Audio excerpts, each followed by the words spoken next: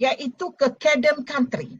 Kalau diikutkan, perkataan Kedem Country itu adalah Kedah. Boleh dikatakan Kedah kerana catatan Kedah itu banyak namanya. Kadahar, Kahlai, Jepsu, banyak Kedah ini.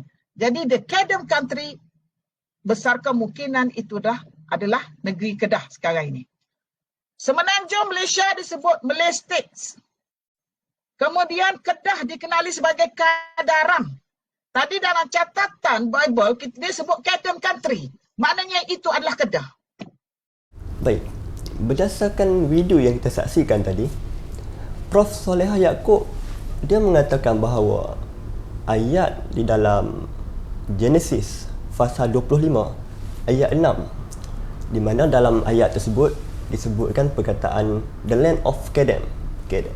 Menurut Prof. Solehah Yaakob, dia mengatakan bahawa Kedem yang dimaksudkan adalah Kedah.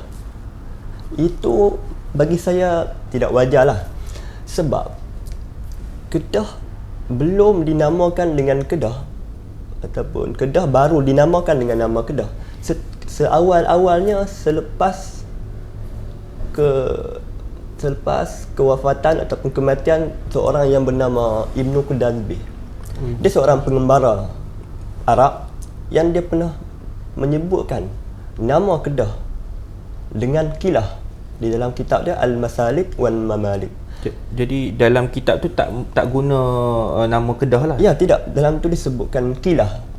Ibnu Qudazbih ni dia tahun bila? Qudazbih dia kurun ke-10 dan dia menulis kitab dia tu dalam kurun ke-9, sekitar 870-an macam itulah. Jadi maksudnya kita boleh kata kat situ, kita boleh katakan secara pasti bahawa belum ada lah penggunaan nama Kedah pada waktu tu? Belum ada. Okey, baik. Dan kitab Genesis ataupun Taurat yang mana dalam ayat tersebut disebutkan perkataan Kedem, kurang-kurangnya ataupun seawal-awalnya ditulis sebelum kematian Nabi Isa AS. Okey. Jadi tidak mungkin satu kitab menyebutkan nama tempat yang mana tempat tersebut belum dinamai dengan nama tersebut. Okey, menarik. Okey, baik. Jadi iyalah kan, tak mungkin nama tu muncul lebih dulu sebelum nama tempat tu dinamakan macam tu kan. Okey, baik. Dan dalam banyak nama Kedah ni sebelum dinamakan dengan Kedah ada beberapa nama lah, nama kuno. Antaranya disebutkan Kataha, Kalah, Kalahbar, Kaca dan Kilah sebagaimana yang Ibnu Qudazbih sebutkan. Tapi dalam banyak nama Kedah tidak terdapat nama Kedem. Oh, tak ada nama Kedem ya? Nama yang dinyatakan sebagai merujuk kepada Kedah tu tak wujud. Tak wujud. Okey, baik. Sekarang kalau kita tengok perkataan Kedem, dia ada satu perkataan dalam bahasa Ibrani yang merujuk kepada Qadim. Kalau Arab sebut Qadim, kalau Ibrani sebut Kedem. Maksudnya sama, dia boleh bermaksud lama. Okey. Baik. Ya, betul. Untuk kita tahu apakah perkataan tersebut adalah asli daripada bahasa tersebut ataupun perkataan yang merupakan perkataan asing yang dipinjam. Untuk kita tahu, dalam sistem bahasa semetik, untuk mengetahui sesuatu perkataan itu berasal daripada bahasa tersebut ataupun berasal daripada bahasa asing yang diserap masuk ke dalam bahasa tersebut. Baik. Sebagai contoh, kalau kita nak tahu bila satu perkataan tu dia boleh diubah. Satu perkataan kita boleh sebut dalam beberapa perkataan. Dia boleh dirubah menjadi beberapa perkataan. Saya bagi contoh. Dalam bahasa Arab, kita buat persamaan dengan bahasa Arab disebabkan Ibrani dengan Arab adalah satu keluarga. Dia bahasa serumpun. Ya, betul. Okey, baik.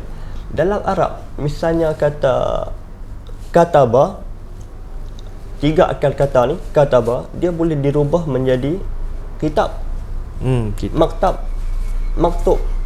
So bila dia boleh berubah, dia boleh diubah kepada beberapa perkataan, dia menunjukkan bahawa perkataan tersebut memang berasal asli daripada bahasa tersebut. Okey, jadi macam perkataan Kedem tadi tu, maksud dia ada kita kata dia diubah, maksudnya ada version lain kepada penyebutan istilah tu lah.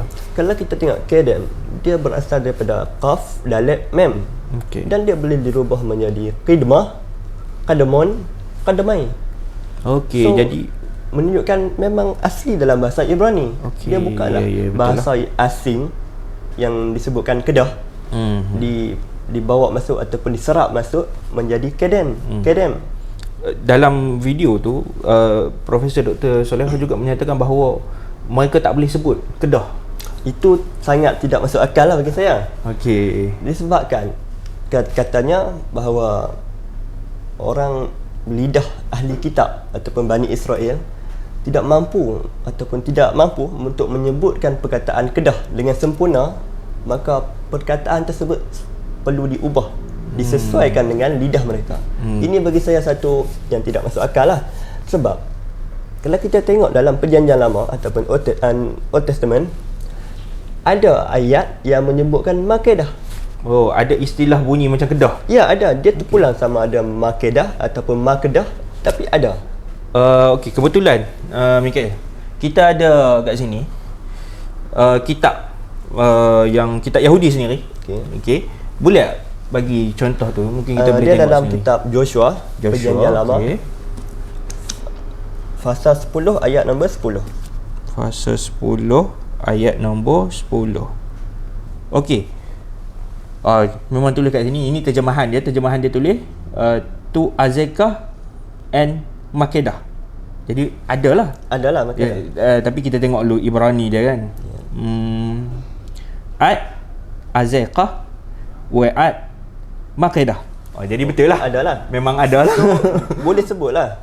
Jadi boleh sebut lah, no? Sebut, tak ada masalah. Ataupun dalam ayat tersebut boleh sebut, ayat lain tak boleh sebut. Tak mungkin lah. Tak mungkin lah kan. Ya, betul. Yang macam saya sebutkan tadi, satu perkataan bila dia boleh diubah kepada beberapa perkataan yang lain, dia menunjukkan bahawa perkataan tersebut berasal dari bahasa tersebut. Dan bila sesuatu perkataan tersebut merupakan perkataan dalam bahasa asing yang diserap masuk ke dalam bahasa Ibrani ataupun dalam bahasa Arab, bila perkataan asing, dia selalunya, kebiasaannya, perkataan tersebut dia tidak akan muncul dengan jumlah yang banyak. Dia sekurang-kurangnya 2-3 kali, dia tak akan lebih. Contoh seperti dalam Quran, ada ayat dalam surah Al-Insan menyebutkan kafura. Hanya setakat yang kita tahu, hanya satu tempat je, betul. Dalam surah Al-Insan. Hanya dalam surah Al-Insan. Satu perkataan yang hanya muncul sekali saja. Itu menunjukkan bahawa perkataan tersebut memang bahasa asing yang diserap masuk. Baik. Betul. Dalam Perjanjian Lama ada, iaitu dalam kitab Esther, satu perkataan yang disebutkan sebagai hodu. Hodu tu sekurang-kurangnya 2 kali disebutkan dalam kitab yang sama, Esther. Hodu. Jadi hodu tu adalah perkataan daripada bahasa asing. Dan ada yang menyebutkan bahawa hodu tersebut dia merujuk kepada India kalau tak silap kan. Ya, betul. Jadi tapi kalau kita tengok perkataan Kedem dan muncul dalam keseluruhan Perjanjian Lama, tidak kurang 87 kali disebutkan perkataan Kedem. Banyak tu. 87 kali. Itu menunjukkan bahawa perkataan Kedem tersebut memang berasal daripada bahasa Hebrew, Ibrani, bukan yang diserap daripada bahasa Melayu menjadi Kedem. Bukan. Baik. Saya rasa jelas kat situ lah. Saya dah jelas sangatlah bahawa Kedem tu tak merujuk kepada Kedah kan. Dan boleh orang yang berbahasa Ibrani ni, kita pun dah baca tadi, memang dia pun boleh sebut pun istilah, boleh sebut pun kan. Bukannya isu, kita tak nafikan ada beberapa perkataan yang dia lidah bangsa menyebut bahasa lain. Misalnya Kedah, ada yang sebut kilah macam Arab, ada yang sebut kataha, ada yang sebut kaca, China menyebutkan kaca.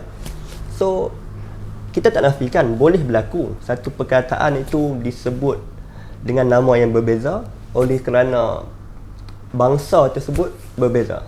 Tapi dalam kes Kedah ataupun dalam kes Kedem tidak boleh.